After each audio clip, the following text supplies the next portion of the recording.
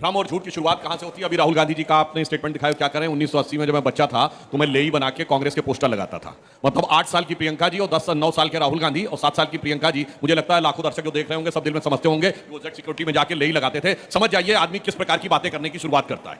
यही समझिए इन्होंने जाके क्या बोला था, मैंने अपनी दादी के जमाने से देखा है पीएमओ में जाकर किस प्रकार का डिस्क्रिमिनेशन होता था एससी और ओबीसी के साथ। भाई साहब, जब दादी जी की मृत्यु हुई तब आप 14 साल के थे।